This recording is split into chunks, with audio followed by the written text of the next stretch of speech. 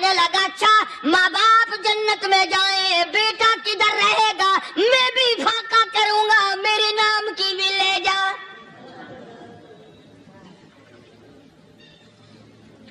میں نے 3 روٹیاں لا دی اور اگلے دن جو میں نے مزدوری کی اس کی 3 روٹیاں بنی، بچے کی حالت خراب ہو گئی تھی، اس کو دے آیا۔ ہم نے میاں بیوی نے چوتھے دن بھی فاقہ کر لیا، اور آج بیوی کی حالت بھی خراب ہو گئی تھی، آج صرف اپنی لایا ہوں۔ مولانا اس لیے عرض کر دیا کبھی کل میرا پیر نہ پھسل جائے، ایسا نہ ہو میرا قدم ڈگمگا جائے، ایسا نہ ہو بھوک کا مارا میں کچھ اور کر بیٹھوں، اس لیے عرض کر دیا کل آپ تشریف لے جائیں۔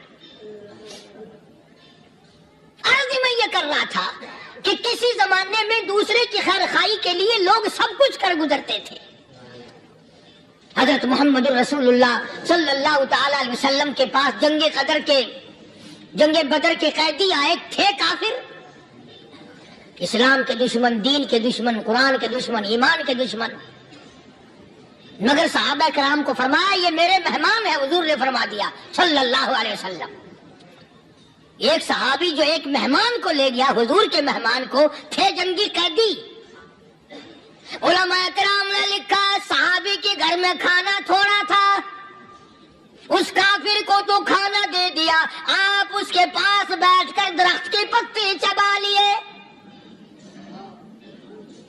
دوسرا دن آیا پھر ایسا ہی کیا، اس حضور کے مہمان جنگ بدر کے قیدی کافر کو کھانا کھلایا، خود درخت کے پتے چبا لیے۔ تیسرا دن آیا، وہ جنگی کافر کہنے لگا، قیدی کہنے لگا آج پہلے کلمہ پڑھا پھر روٹی کھلا،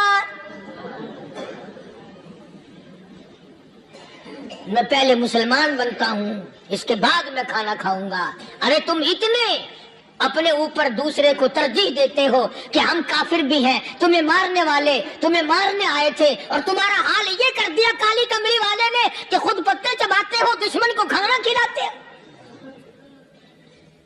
خود درختوں کے پتے چبا رہے ہو۔ محمد صلی اللہ علیہ وسلم نے تمہیں اتنا اونچا بنا دیا، نگاہ نبوت نے تمہیں ایسا رنگ دیا، اور نبی کے دروازے نے تمہیں وہ دیا کہ قیامت آ سکتی ہے مگر صحابہ تمہاری دولت نہیں چھین سکتی۔ تو فاطمہ الزہرا رضی اللہ تعالی عنہا نے سر کی چادر اتار کر دے دی سلمان فارسی کو کہ یہ لے جا، یہودی کے پاس جا کے گروی رکھ دے، دانا غلہ لے آ، میں پیس پکا کے کھلا کے بھیجوں گی۔ سلمان فارسی کہتے ہیں رضی اللہ تعالی عنہ کہ ہم چادر لے کر کے یہودی کے پاس گئے اور یہودی کو سارا قصہ بتایا۔ اس یہودی نے چادر لے کر رکھ لی اور غلہ تولنے لگا دینے کے لیے، تو رو رہا تھا۔ ہم نے پوچھا تجھے کیا ہوا، تو کیوں رویا؟ کہنے لگا مسلمانوں ہماری توریت میں واقعہ موجود ہے، قصہ موجود ہے، آخر الزمان پیغمبر صلی اللہ علیہ وسلم کی بیٹی کی دروازے پہ ایک بھوکا کافر مسافر آئے گا، اس کا پیٹ بھرنے کے لیے نبی کی بیٹی اپنی چادر اتار کر گروی رکھ دے گی، یہودی کے پاس غلہ منگوا کے کھانا کھلائے گی۔ آج توریت کی بات سچی ہو گئی، چادر آئی رکھی ہے، میں وہ یہودی ہوں۔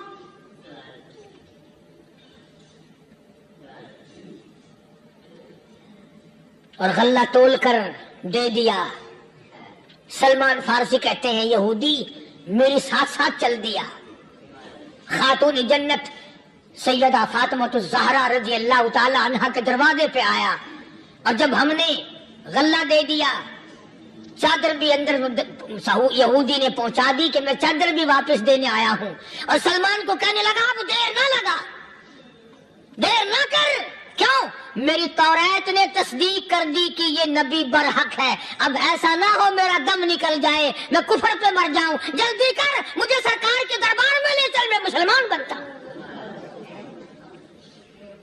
اور اسی کو جا کے کہنے لگا تیری صورت، تیری سیرت، تیرا نقشہ، تیرا جلوہ، تیری صورت، تیری سیرت، تیرا نقشہ، تیرا جلوہ، تبسم گفتگو بندہ نواز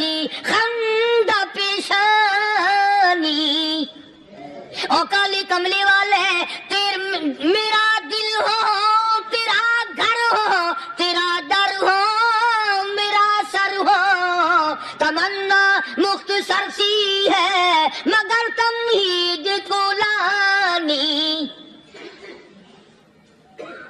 یہودی نے ضد نہیں کی. آج کا مسلمان کہلانے والا ضد کرتا ہے. ضد میں مارا جاتا ہے ہم یوں ہیں یہ یوں ہے. وہ یہودی اچھا نکلا, ذرا سی بات اس کے سامنے آئی فوراً سمجھ گیا, سرکار کے دربار میں جا کر غلامی قبول کر لی.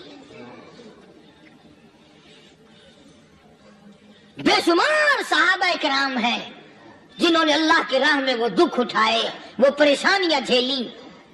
اللہ غنی مکہ مکرمہ میں سیدنا ابو جندل رضی اللہ تعالی عنہ صحابی ہے, ایمان قبول کر لیا, کلمہ پڑھ بیٹھا, بس کافروں کے لیے مشغلہ بن گیا, تماشا بن گیا.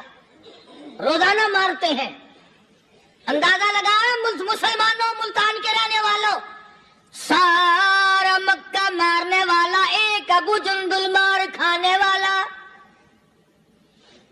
لڑکے مارتے ہیں, جوان مارتے ہیں, بوڑھے مارتے ہیں, پیر پکڑ کر مکے کی گلیوں میں گھسیٹے گھسیٹے پھرتے ہیں. رحمت کائنات حضرت محمد رسول اللہ صلی اللہ تعالی علیہ وسلم عمرے کے لیے تشریف لائے ہیں. کفار مکہ نے روک دیے. حدیبیہ میں مکے سے 6 میل پر حضور صلی اللہ علیہ وسلم تشریف فرما ہے. صحابہ کرام کی فوج ہے, لشکر ہے, سرکار دو عالم ہے صلی اللہ علیہ وسلم. ذرا توجہ کرنا, کلیجے پہ ہاتھ رکھ کے. ابو جندل کے پیروں میں بیڑیاں ڈال رکھی ہیں, چلا نہ جائے, مدینے نہ بھاگ جائے, کھسک نہ جائے, نکل نہ جائے. ابو جندل یہ آس لگا کر, یہ آرزو لگا کر مدینے کی طرف چلا جاؤں گا, مسلمان قریب آئے ہوئے ان میں شامل ہو جاؤں گا, میں بھی آزادی سے نماز پڑھوں گا, کالی کملی والے کا دیدار کیا کروں گا, میرے مصیبتوں کے دن ختم ہو جائیں گے, میری تکلیف کے دن ختم ہو جائیں گے, میری مصیبتیں ٹل جائیں گی. گرتا پڑتا پہاڑوں کے اوپر سے چڑھتا اترتا بڑی مشکل سے حضور کے دربار میں پہنچا.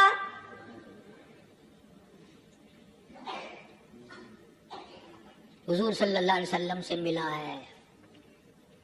یہ اس وقت گیا جبکہ مغیرہ ابن شعبہ رضی اللہ تعالیٰ عنہ اس وقت تک ایمان نہیں لائے تھے. کفار مکہ کی طرف سے سفیر بن کر حضور کے ساتھ بات کر رہے ہیں. معاہدہ پہلے طے ہو گیا. کالی کملی والے کے درمیان اور مکے کے کافروں کے درمیان معاہدہ پہلے طے ہو گیا کہ آئندہ جو مسلمان ہوگا وہ واپس کر دیا جائے گا, کفار کو دے دیا جائے گا. یہ طے ہو گیا. ابو جندل آ گیا. اس طے ہونے کے بعد پہنچا حضرت کے دربار میں. آپ نے ان کافروں کو یہ بھی فرمایا, بھئی ابھی تو لکھا بھی نہیں گیا. انہوں نے کہا نہیں جی نہیں, ابھی دیکھیں گے نبی کی زبان کیسی ہے, پورا کرتے ہو یا بیچ میں چھوڑتے ہو. اور حضور نے یہ بھی فرمایا ایک آدمی مجھے مانگا ہوا دے دو. انہوں نے کہا نہیں جی نہیں, کیسے چھوڑ دیں گے, ابھی تو پتہ چلے گا آپ کی زبان کا. سارا جہان کہتا ہے کہ نبی کبھی جھوٹ نہیں بولتا.